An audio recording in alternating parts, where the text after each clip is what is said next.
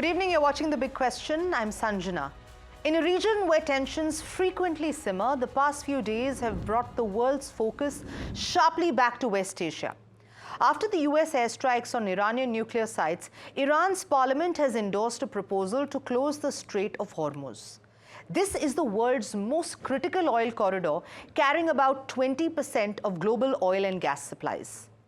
The final decision now rests with Iran's Supreme National Security Council. The US has warned that such a move would be economic suicide for Iran and has called on China, Tehran's biggest oil customer, to intervene. Meanwhile, Donald Trump has returned early from the G7, declaring he's done talking to Iran and hinting at a regime change. Trump, who once promised to be a president of peace, has crossed this Rubicon with direct military strikes on Tehran's nuclear sites, the most consequential move yet in the second term of a president who has otherwise prided himself on breaking all the old rules. It's an unprecedented moment, provoking alarm in capitals the world over. Israel is weighing its next steps. China has urged all parties to de-escalate to avoid wider economic and geopolitical fallout. Now, Iran's next move could be even more momentous. Iran's supreme leader Khamenei's next moves will be the most consequential, not just for his own survival, but for how he will go down in history. So this moment, viewers, is about more than missiles and flashpoints. It's about the future of global trade, energy security, and shifting alliances. So tonight we ask, where is this conflict really headed? How will the world's biggest powers respond? And is the global order once again being shaped by choke points, energy, and strategic ambiguity? To break it down, we're joined by Dr. Wael Awad, Senior West Asia Strategist who has covered this region from the ground for decades. Dr. Iman Nasari, Managing Director for the Middle East at FGE, one of the world's most respected energy think tanks. Ambassador D.P. Srivastava, former Indian envoy to Iran with deep insights into Tehran's political signals and red lines. And James Dorsey, Senior Fellow at the Rajaratnam School of International Studies, an award-winning journalist and scholar on Middle East geopolitics. Thank you so much for joining me, and welcome to NDTV Profit. Dr. Awad, going to come to you first. Iran's parliament has called for the closure of the Strait of Hormuz. Would you say this is a military signal or a political one meant to test Western red lines? Thank you for having me. I think this is a move by Iranian, because they are knowing that the United States is wanted the Iranian to close this Strait of Hormuz for so many reasons that I can state it for you. But the main reason is that the moment you close the Strait of Hormuz, there will be an international pressure on Iran, and then they claim to be an international maritime area, and they can take full control of it, because the first sufferer of this will be the South countries like India, like China, South Korea, and Japan, and also European Union, by the way, will be also sufferer. So the American sole beneficiary is the military industry, and also including the American oil and gas, where they will be selling it to the respected country, where they will be having lots of profit, because that will raise, of course, any closer by Iran, it will raise the prices, and there will be inflation, the global financial crisis will deepen. So all this will be having a major impact. So I don't see Iranian moving at this moment, though, despite the fact that the Revolutionary Guard have already announced that within the next 2-3 hours they will be closing it. But I think the American and the British troops and the warships near to it, they are provoking the Iranian to take such a step. Okay, in 2019, after the tanker attacks, oil prices surged by about 4.5% in a day, but many analysts say Tehran has always used Hormuz as leverage, rarely as a final move. Dr. Nasari, if Iran were to restrict or disrupt movement through Hormuz, even partially, what would that mean for oil flows and prices? Are we talking $90 to $100, for barrels again? I think if physical barrels are disrupted, we certainly are looking at $100 or more. 90 to 100 would be a disruption in contained and limited disruption in supply. If Iranian production export terminals are targeted and we see limited disruption, we certainly are going to see the prices to go to $90 or more. But any significant disruption, as significant as 20 million barrels per day or more of oil, and nearly 100 million tons of LNG is certainly going to put the energy security at such a huge risk that $100 will be the floor, depending on how bad and in what form that closure has happened. We could certainly look at higher prices as well. Okay, so roughly 20% of all of the global oil passes through Hormuz, and in 2011, US naval deployments prevented a full closure, but prices jumped 15% just by anticipation alone. Today, India, China, Europe, all are net importers from this corridor. Ambassador, you've dealt directly with Tehran in high-stakes moments. With Trump escalating the rhetoric and Iran feeling increasingly cornered, what are the diplomatic off-ramps still available, if any? The diplomatic off-ramp essentially means a ceasefire, that is, stop. A ceasefire does not mean what President Trump is saying. He wants Iran to unconditionally accept the terms that Israel and US are offering. There should be stoppage of attacks on Iranian targets, which started the present sequence. And only then the parties can go back to talking. I think there will now be a huge trust deficit, and therefore probably the format will have to be different. UN can play a role, which again means that the main stakeholders have to allow it to play a role. So Donald Trump actually said that if the current regime cannot make Iran great again, why wouldn't there be a regime change? We saw China's response calling on all of the parties to avoid spillover and return to political resolution. China is now the largest oil importer from the Gulf. Russia's oil revenues have grown post-Ukraine due to supply tightening, and yet both powers are calling for restraint, not escalation. James, let's zoom out for a bit. How are Russia and China viewing this moment? Are we still seeing a slow geopolitical shift where oil security starts to be dictated more from the East than the West? I don't think we've seen a shift at all, nor do I think there has been a shift. In terms of security, it is the United States. And for the time being, it will be the United States in the Gulf. Neither Russia nor China want to be the security guarantor, nor are they capable of doing so. So I think essentially what the Iranians are hearing from the Chinese and from the Russians is diplomatic, political support, maybe to some degree some material support, but they're not going to see China or Russia wanting to encouraging Iran to extend the armed conflict. They're certainly going to urge Iran not to close the Strait of Hormuz. That would be for China a very difficult situation. And they are going to encourage a negotiated solution.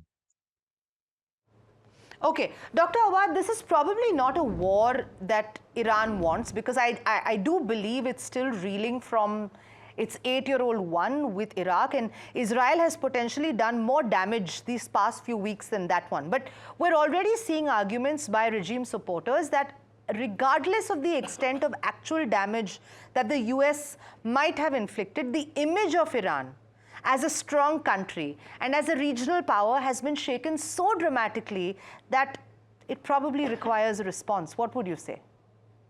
No, Sanjana, I think it's on the contrary. Yes, remember, Iran is a civilization of 10,000 years old. And I think they know how to knit a carpet very closely, very carefully, very slowly. That's how their political, carriers have been carried out all over the years. It's an empire. So they know that the attack was, first of all, it was under attack, right?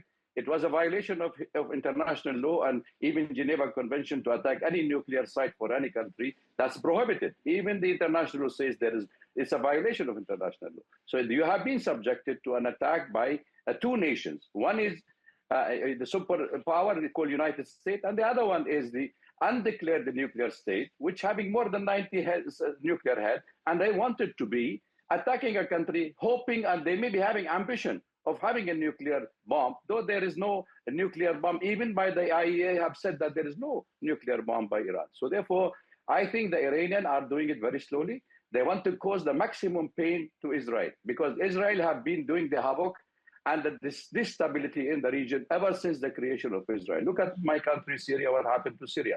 Look what's happened to Lebanon. Look what happened to Iraq. Look what's happening to Iran now. So Iran wanted to give them in the same dose, in the same spoon, the reply for what they have been doing. So I think the systematic way of attacking the Israelis is creating an SOS message to the international community, backdoors diplomacy, that let us stop this war immediately, because Israel cannot sustain a long war.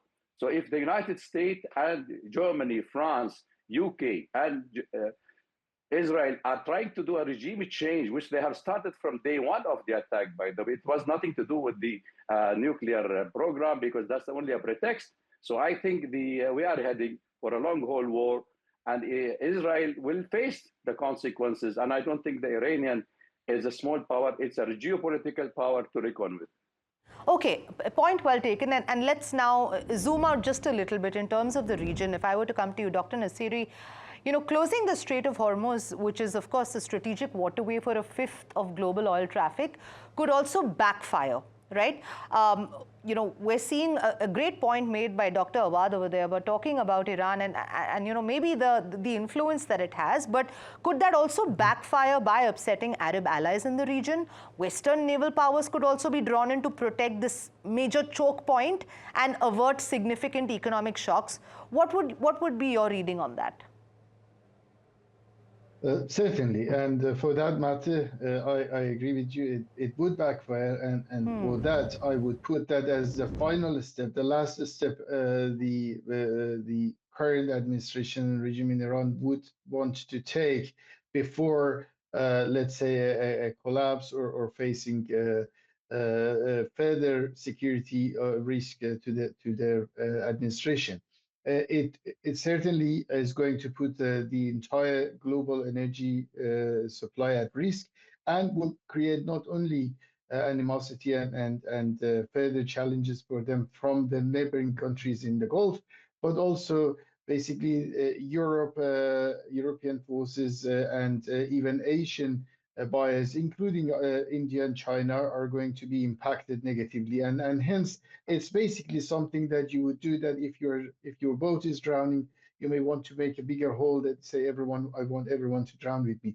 Otherwise, there is no real benefit for Iran to close the Strait of Hormuz, other than wanting to convince the international community to take their part, which I think at the moment they have an upper hand of being basically attacked by an external country and defending themselves. So I don't think that is a necessity and something that Iran would really implement. It's a propaganda. It's something that they want to threaten the world, and they want to say that we can do this, but it won't happen until there is no other option really for them to implement. Okay, Ambassador, I think in my mind, Iran must now choose between, I would say, three strategic courses of action in response to the US attack overnight. One is, of course, do nothing, because this could spare it from further US attacks, retaliate hard and fast, or then retaliate later at a time of its own choosing. This would mean waiting until the current tension has subsided and launching a surprise attack when the US bases were no longer on maximum alert. Which one do you think Iran is most likely to do? Because let's remember, this is also about the optics. Well, I don't think the first option is going to be accepted by Iran after the attack on its nuclear installations, attack on the nuclear scientists, attack on its military leadership. Sure. So that is ruled out. Between the second and third option, you know, it's difficult to anticipate or comment. I would frame the question slightly differently. You know, Iran's options are essentially to preserve its choices in terms of its nuclear program, choices in terms of stability of the country. And Iran has a long history, and it knows how to look after its interests. It's in a very difficult situation right now. Sure. There's no denying. But given the initial reaction after the military strike, the expectation that they would somehow buckle down and all, that's been proved false. And the last point I would like to mention here is that, let me take you back to give a historical perspective. Let me take you back to 2002, that is, or 92, the first Gulf War, 2002, the second Gulf War. The military contest was decided quickly. Yeah. But thereafter, stabilizing the country has not been achieved. And the victims are not only people of Iraq.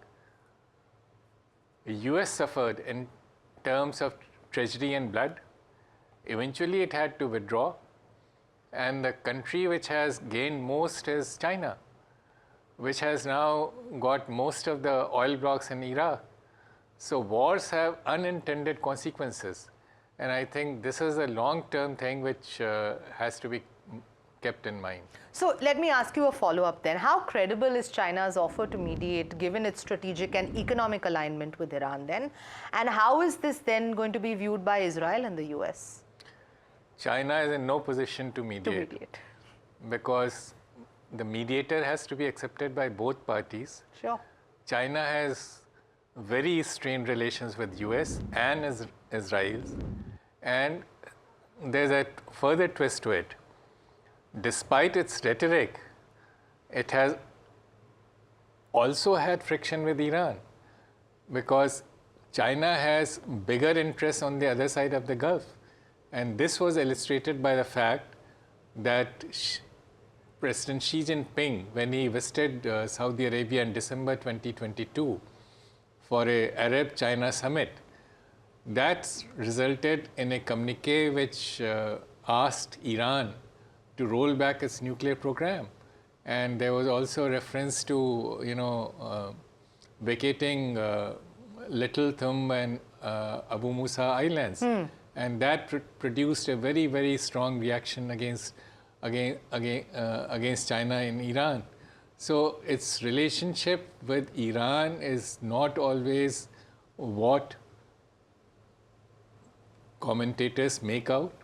So I don't think it has any role to play, and I'm sure it doesn't want to play a role. Its biggest interest is to see US power weakened. And if this conflict goes on, that is what is going to happen. It will make US less and less able to, challenge China in Far East, where the real contest is. And where it will hurt the most. Where it will hurt the most. So maybe this crisis does mark a deeper split in the global order, with Beijing and Washington backing opposing blocs. James, what are the domestic political pressures on leaders in Iran, the US, Israel, China that might influence their decision-making in this crisis? I think the ambassador, in a sense, implicitly at least hinted at some of those. Yes. Iran cannot afford, or this government cannot afford, not to be seen to resisting demands for surrender or attacks on its sovereignty and on its soil. It would lose the last fig leaf of its legitimacy. Let's keep in mind that in both in Israel and in Iran, you have two governments that are deeply unpopular, fighting each other, and in the process have been able to rally the population around them, even if much of the population would prefer to see their backs. Iran simply doesn't have any good options. It has to fight on. It needs to calibrate what it does so as not to close the door to negotiations in the future.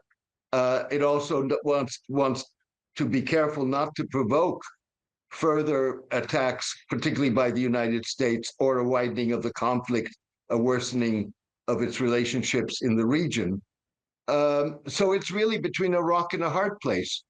I think that the ones that have a way out are the Israelis, because they at any given point from now on can declare victory.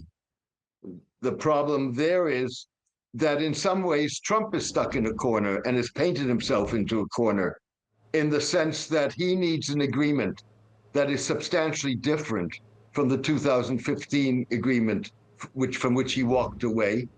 That's probably one reason why you're hearing the emphasis on zero uranium enrichment. And on the other hand, he's now declared a spectacular military success in the bombings. If those bombings don't have a result except for having delayed the Iranian nuclear program, and the Iranians push ahead, pull out of the non-proliferation treaty, for example, this is not a success in Trump's terms. Okay, Dr. Awad, would you say that global energy markets at this point of time then are resilient to a prolonged disruption? And what would be the likely spillover effects on inflation and supply chains? Because there of course seems to be some rerouting happening, but definitely that comes with quite the price tag. But I think the first, you're asking so many important questions, and I believe I will go with your third option first of all, which you have given, because there are two scenarios here. One is the Israeli-Iran scenario, where the Iran wanted to create a deterrence that Israel will never attack Iran again. Okay, so the second part, they are having patience with the American, and they will wait for some time till they retaliated like they did during Qasimi, and they attacked the military base in Iraq. So they will take their own time. They are not in a hurry. Thirdly, I think the main issue here is India.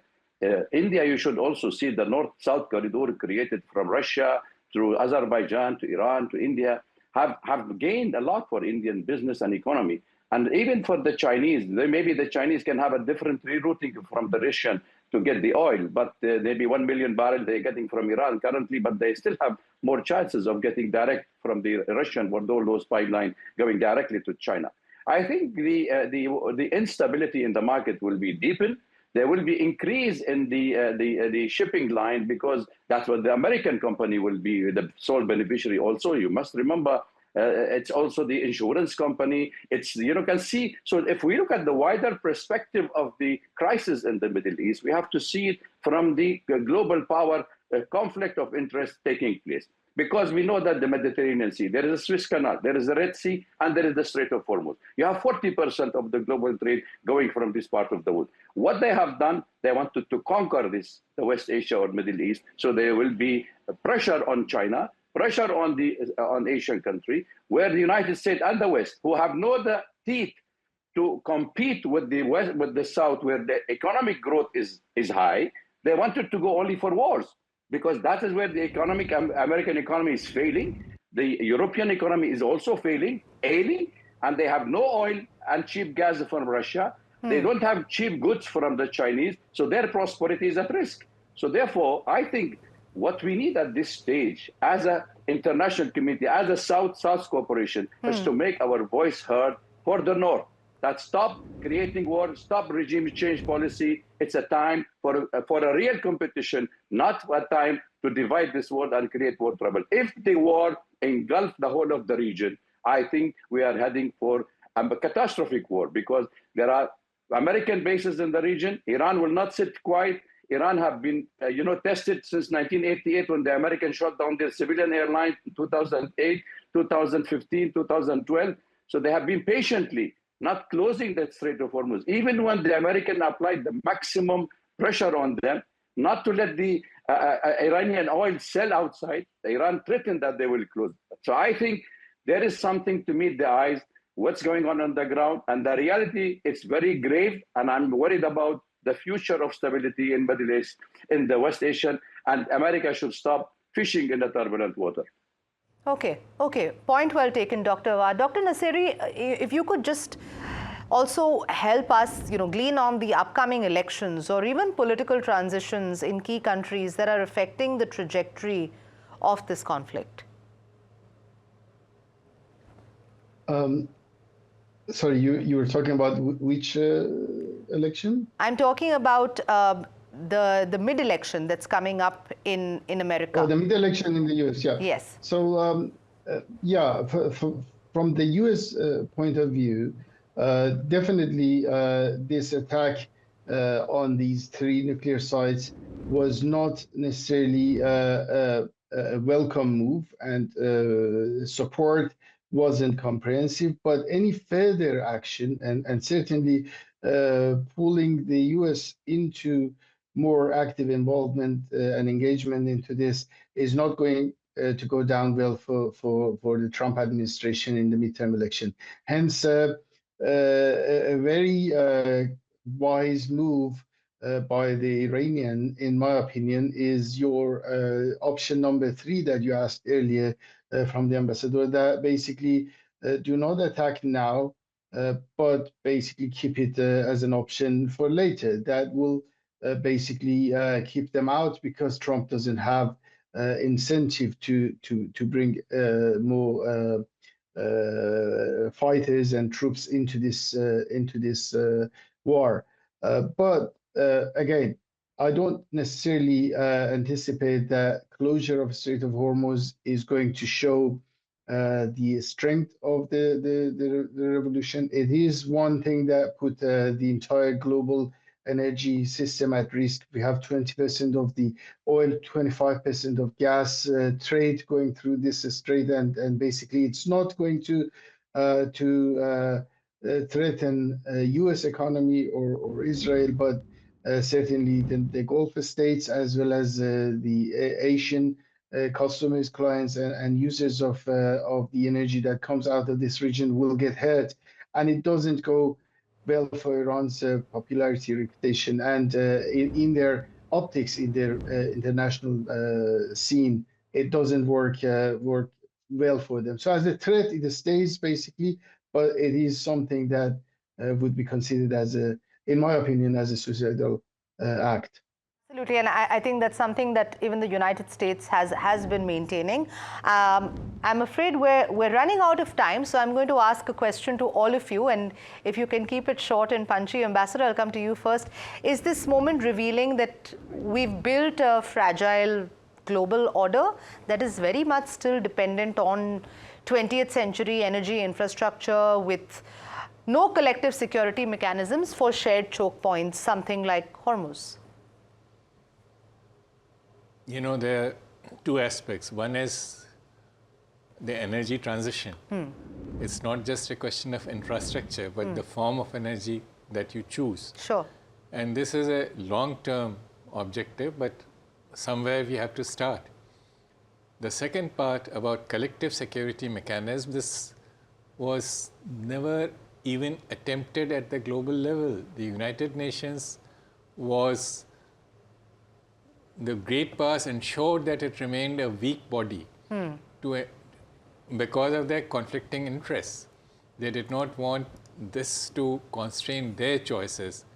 On a regional level, the same problem is replicated. I'm afraid there is no collective security mechanism possible, but energy transition is not only possible, it has to be attempted if we are to survive. To move forward and survive. Okay, with that, Dr. Wael Awad, Dr. Iman Nasari, Ambassador D.P. Srivastava, James Dorsey, thank you so much for joining me this evening. What we've unpacked isn't just a regional flashpoint, it's a mirror to the global system where vital energy routes remain vulnerable, diplomacy is often reactive, and power equations are shifting subtly but surely. So whether or not missiles are launched next, decisions made over the next few days will shape alliances, energy security, and economic confidence across continents. We will on our side continue to track the story right here on The Big Question on NDTV Profit. So you keep watching.